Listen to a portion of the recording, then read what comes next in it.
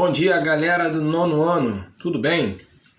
Estamos aqui em mais uma aula desse terceiro bimestre. Nessa aula de hoje estaremos aí fazendo um resumão sobre tudo aquilo que aprendemos sobre condicionamento e as lutas, tá? Em termos de condicionamento físico, né? Esse é um assunto que ao longo dos anos eu tenho aprendido e tenho tido muita experiência para poder falar. Porque tanto lutas quanto qualquer modalidade esportiva, o atleta ou o participante, para poder desempenhar, ele precisa ter um bom condicionamento físico, tá? Claro que a própria atividade em si da luta, ela vai promover isso, tá? Para os movimentos, os golpes, né, os exercícios que são aplicados irão promover esse condicionamento físico, tá? Mas também nós temos outros tipos de treinamento que podem ser utilizados fora de dentro do ambiente de luta para também obter melhora no condicionamento físico. Aí a gente inclui a musculação, a corrida de rua ou na esteira, temos o pilates, temos também o treino funcional, o crossfit. Então, hoje muitas das modalidades esportivas, futebol, vôlei, basquete, lutas, incluem essas outras modalidades de condicionamento físico para poder corroborar ou auxiliar, a ajudar ao atleta a ter uma melhor performance assim na sua luta. O Pilates, por exemplo, ele tem uma finalidade de fazer correções, né, posturais. O RPG está dentro aí da fisioterapia, porque às vezes o atleta tem um posicionamento, tem um desvio na coluna, às vezes o atleta teve uma lesão. Então entra essas modalidades de fisioterapia para auxiliar, sendo que o Pilates foi criado por um professor de educação física. Só colocar uma informaçãozinha a mais para vocês, que muita gente liga o Pilates à fisioterapia. A fisioterapia trabalha com a finalidade de condicionar a pessoa clinicamente, tá? Já o Pilates voltado para a educação física tem como finalidade a recuperação física daquela pessoa. Então, o Pilates ele é muito utilizado para a recuperação clínica dos atletas. Por exemplo, vocês lembram que eu tive uma lesão de ombro no início deste ano, numa demonstração de uma aula prática para vocês na quadra, que eu escorreguei. Ao escorregar, para eu não bater com o rosto no chão, eu apoiei meu braço esticado no chão.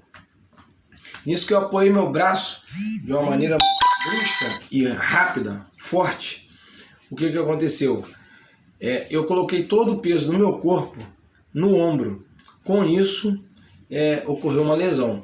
O tendão do ombro ele acabou se estendendo, havendo uma distensão desse tendão, e eu fiquei sentindo dores, cara. Ainda assim, não está 100%. Eu faço esse movimento aqui, por exemplo, eu ainda sinto uma pontinha lá na articulação glenohumeral, que é a articulação do ombro. Tá? Já vou começar a falar com vocês dessa maneira mais técnica, porque vocês já vão para o ensino médio, lá com o professor Renan, vocês vão estudar basicamente sobre isso, anatomia, sobre fisiologia, tá? Então vocês vão ter que aprender nome de articulação, de músculo, de osso. Então é bom vocês já ir se familiarizando. Então essa articulação do ombro é chamada de articulação glenohumeral, tá? Então essa articulação, houve uma distensão nesse momento aí de defesa, né, da minha parte, e eu tive que fazer fisioterapia. Eu tomei 3 meses de antibiótico, não melhorou. Aí eu fiz uma semana, cara, olha só que interessante, uma semana só que eu fiz sessões de fisioterapia lá na academia, melhorou o que eu não tinha melhorado em 3 meses tomando remédio. Então, vocês veem, só realizando exercícios com a fisioterapeuta. Então vocês veem como o Pilates, como a fisioterapia, né, ela é importante para condicionar os atletas, Então, além dos movimentos que eu falei a vocês, de soco, chute, pontapés, tem essas outras modalidades. A musculação, por exemplo, ela tem a finalidade de fortalecimento ósseo e muscular. Então, quando você faz um exercício de musculação, vocês inclusive já estão na idade que já podem estar realizando, procurando uma academia. Claro, depois que essa pandemia encerrar, vocês já podem estar procurando uma academia para começar a se exercitar, para poder trabalhar a musculatura do core, que é muito importante. Que musculatura, por exemplo, para a luta, para o core, é importantíssima. É onde? O abdômen. O cara recebe muito soco, chute no abdômen. Então, tem o abdômen fortalecido, né? O camarada, para manter, para sustentar aqui, ó, essa posição de guarda, aqui, ó, na altura do rosto, né? Ele tem que ter os ombros, além da técnica, claro, e da resistência que ele promove durante o treinamento, ele tem que ter também força muscular. Então, existem alguns exercícios específicos na musculação, como abdução de ombros, como flexão de ombros, desenvolvimento, tá? Todos esses movimentos que eu acabei de mostrar são exercícios que vão promover um aumento da massa muscular, tá? E também da massa óssea. E aí protege, tá? Protege, no caso, essa articulação para movimentos repetitivos. Então, se você faz muito isso aqui, você faz o quê? Movimentos repetitivos da luta. Então, pode sim gerar uma lesão. Um tenista, vou dar um exemplo aqui, não é de luta, mas um tenista tem muita lesão ou contusão no cotovelo e no ombro, porque eles fazem muito movimento aqui, ó, com a raquete, aqui, ó, com o ombro. Um jogador de vôlei, ó, pá, cortada, faz muita lesão de ombro. Então, para evitar isso, você promove alguns exercícios na musculação e também na fisioterapia, no pilates, para que você evite, tá, essas contusões, que aí o seu atleta ele consegue alcançar uma alta performance. Então vamos lá. As lutas trazem conceitos relacionados às valências físicas, como a força, resistência, velocidade, flexibilidade. Então, como eu falei, a musculação ela tem aí, juntamente com a luta, a finalidade de trabalhar o quê? A força, tá? Força muscular, tá? Força de impulsão, força na realização de um golpe. A resistência, aí a resistência ela pode ser construída tanto na parte lá de treinamento específico da luta, quanto também ela pode ser construída juntamente lá na academia. O cara fazendo uma esteira, ou ir para o campo, ou para a praia, ou na pista, realizar tiros, tá? De corrida. Por quê? Porque o cara é submetido a 5 minutos de luta num round, por exemplo, de Muay Thai, de UFC. 5 minutos direto, pá, pá, pá. Então o cara precisa aumentar a sua resistência. A resistência ele não se constrói somente com os golpes em si, com os movimentos técnicos em si. Você precisa ter uma construção, tá, de outras atividades para poder te dar base para que você, no momento em que você executar os movimentos técnicos da luta, você consiga ter uma capacidade maior de resistência a esses movimentos e ao tempo que você vai estar realizando esses golpes, essa luta. Então, por exemplo, uma corrida aeróbica, né? Seja uma corrida, uma pedalada, nadar, tudo são exercícios aeróbicos de resistência. Você realizar tiros curtos também vão ajudar tanto na sua resistência quanto na força, na parte anaeróbica, na explosão, né? Porque existe um momento da luta que você tem que ficar só aqui em guarda, fugindo, mas tem outros que você tem que realizar uma explosão, puf, tá? Ir para cima do cara. Então você promove alguns exercícios fora do ringue para que dentro do ringue você tenha uma melhor execução, tá? As habilidades motoras, como saltos e o trabalho de coordenação motora e o equilíbrio. Então, também a gente trabalha flexibilidade, coordenação motora e equilíbrio. Por quê? O lutador ele precisa de equilíbrio. Se ele se desequilibrar, ele cai. E aí é ponto para o adversário. Flexibilidade. Por que flexibilidade? O cara vai realizar um soco. Então, se ele tiver essa articulação encurtada do ombro, a articulação glenohumeral, lembrando a vocês, você vai realizar um soco curto. E com isso, o soco não sai também com uma velocidade e com uma força devida que ele deveria sair. Um chute. Um chute ele tem que ter uma flexibilidade, tá? Para acertar o chute o mais alto possível, o mais longe possível. Você, por exemplo, eu que sou o cara baixo, vou lutar com um cara alto. Se eu tiver pouca flexibilidade, pô, eu tô ferrado. Por quê? Porque o cara mais alto, ele tem um alcance, uma envergadura maior para acertar em mim. Então eu tenho que treinar bastante a flexibilidade para quê? Para conseguir ser mais rápido do que ele e ser flexível a ponto que o meu chute ou o meu soco o alcance numa distância de segurança para mim, para que ele não venha a fazer um contra-ataque e que aquele golpe seja um golpe certeiro. Então, olha aí a importância da flexibilidade, tá, para a luta. Ainda assim, há uma ampla possibilidade de abordagens em práticas motoras que podem ser trabalhadas por meio de conteúdo de luta. Então, além dessas qualidades físicas que nós vimos, tá, há uma ampla possibilidade da gente também ter práticas e abordagens motoras, ou seja, você trabalhar o seu cognitivo, o cognitivo junto ao corpo, tá? Aí o cognitivo tem a ver com o pensamento, o raciocínio, tá bom? As valências físicas estão relacionadas com a capacidade de um indivíduo conseguir realizar um movimento, tá?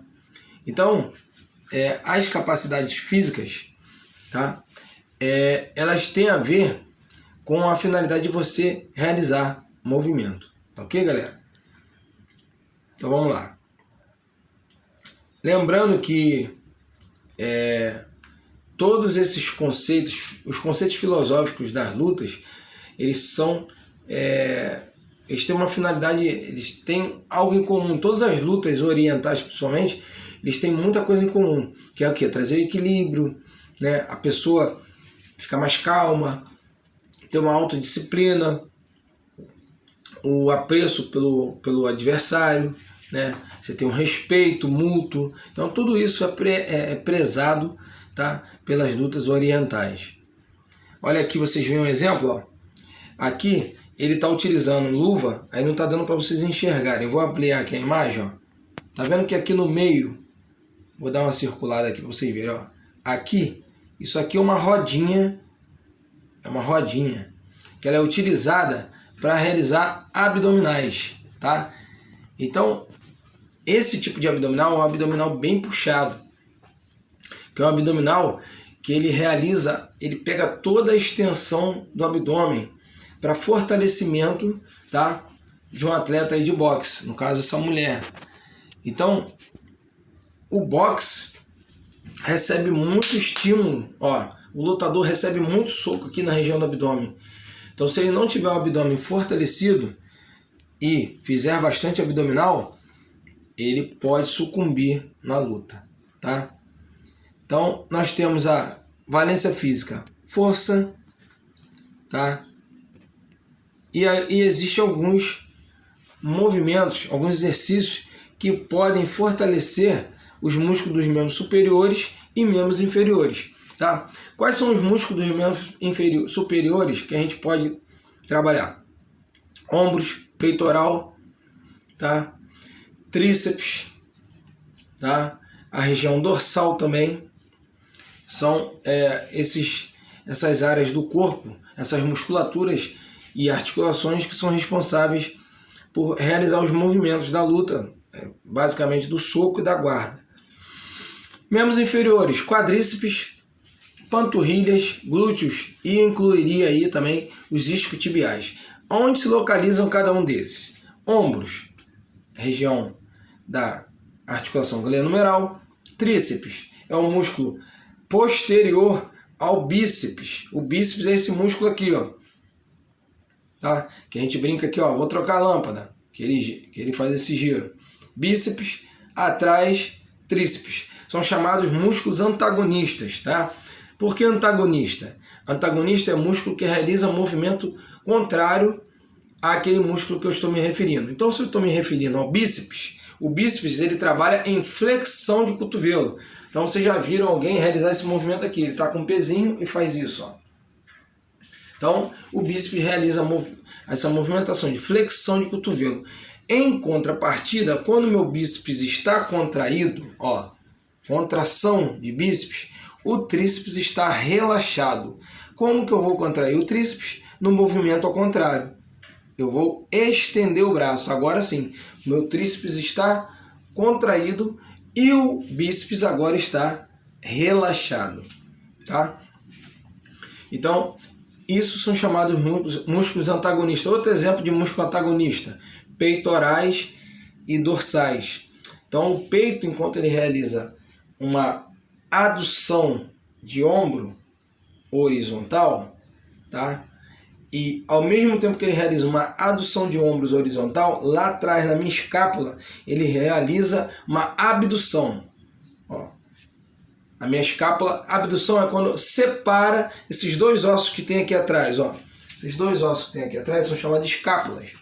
Então, quando meu peito, eu faço um movimento para peito, ó, empurrando o peso, as minhas escápulas elas se separam. Quando eu faço o movimento contrário, que é de puxar, ó, para trás, movimento de puxar, como se fosse uma remada, um remo, eu estou fazendo uma adução de escápula, ou seja, estou encostando uma escápula na outra, um osso no outro. Tá? Então, esses músculos peitorais e dorsais são também chamados de músculos antagonistas, tá, ok? Então, são músculos que também precisamos trabalhar. E os dos membros inferiores? Quadríceps. O que seria o quadríceps? Quadríceps seria a parte anterior ou a parte da frente da nossa coxa. E o que seriam os isquiotibiais? Seriam os antagonistas dos quadríceps. Onde se localizam os isquiotibiais? Na parte posterior, ou seja, na parte de trás da coxa. Enquanto que o quadríceps faz uma extensão de joelho, ele movimenta em extensão. Então, se o meu joelho está dobrado, eu vou levantar, vou estender o joelho. Quem está trabalhando são os quadríceps. É o quadríceps. Em contrapartida, estou em pé e faço meu agachamento.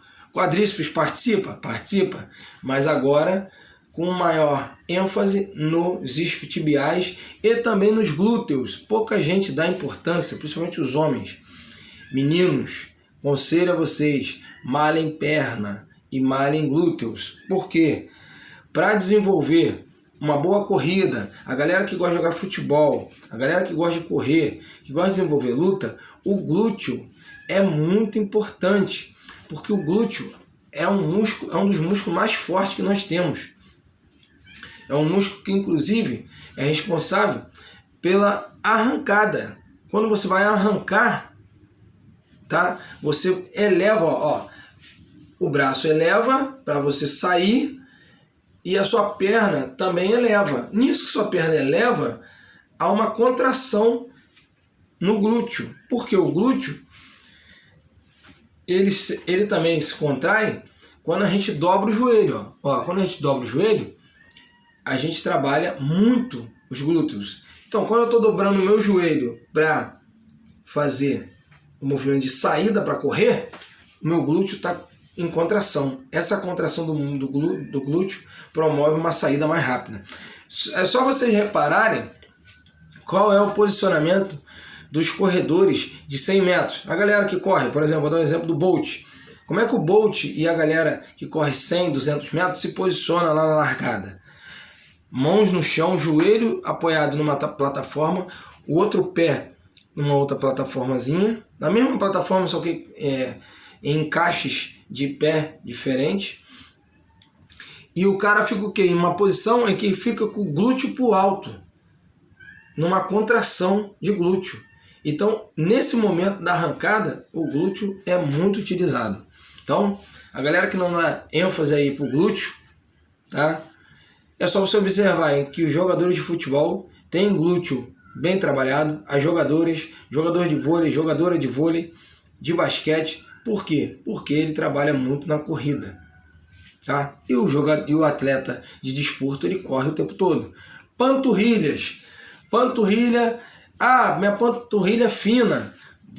Trabalha a panturrilha para você ganhar massa muscular na panturrilha. Mas ela só tem essa importância estética? Não. Vou dar uma aula de fisiologia para vocês aqui agora. Quando a gente bombeia, né? Quando o coração da gente bombeia sangue para todo o corpo, né? Qual é a tendência de ocorrer num corpo, sendo que a gente está sendo pressionado pela gravidade? Nós estamos o tempo todo sofrendo pressão da atmosfera, tá? Para mantermos o quê? No chão, fixo. Na Lua a gente flutua, chegou até rimar, hein? Mas na Terra a gente existe o quê? Uma pressão atmosférica, certo? Essa pressão que é exercida, ela faz o quê? Ela faz com que o coração bombeie sangue para onde? Para baixo. Como é que eu faço o que a gente chama na fisiologia de retorno venoso? Como é que eu faço para esse sangue que foi para minhas pernas, para a região dos órgãos genitais, né, reprodutores, e para as pernas, lá na ponta dos pés, como é que eu faço para esse sangue retornar, para poder promover e continuar promovendo a grande circulação ou sistema circulatório? Por isso que se chama sistema circulatório, porque ele circula, ele começa no coração e vai para os braços, para as pernas, vai para a cabeça, vai lá para a perna, vai para o pé e depois ele retorna. Como que ele retorna? Ele retorna principalmente pelas veias, tá? Por uma veia que ela é uma veia responsável, tá? Por realizar esse retorno do sangue. E quem ajuda ou auxilia o retorno desse sangue? Panturrilha. Então, quanto mais você trabalha essa panturrilha, quanto mais você realiza caminhada, corrida, você está fazendo esse movimento aqui. Ó. Esse aqui é o nosso pé, calcanhar do seu pé. Tá? Essa é a pisada. Pisei com o calcanhar, deslizei lateralmente e venho o dedão e impulsiono. Nesse movimento que eu estou fazendo do pé, da marcha, é quando a minha panturrilha está se contraindo. A panturrilha contraindo, ela funciona como uma bomba. Por isso que ela é chamada de segundo coração. Porque quando você faz movimento de caminhada ou de flexão plantar, né, trabalhando as panturrilhas, a sua panturrilha promove uma impulsão para o sangue retornar para o coração. E esse retorno é chamado de retorno venoso. Então, galera, é muito importante trabalhar a panturrilha, tá? Porque você vai melhorar a capacidade aí da circulação do seu sangue. E com a circulação do sangue tem o quê? Oxigênio e nutrientes, tá bom? Então aqui temos alguns exemplos de exercícios que vão promover, né, o fortalecimento dos ombros, peitorais e pernas, né? Olha lá, flexão de braço, ficar em decúbito ventral, barriga para baixo, apoiar somente as mãos e os pés no chão, as mãos devem ficar na linha do ombro, flexionar e esticar o cotovelo, o tórax quase encosta no colchonete.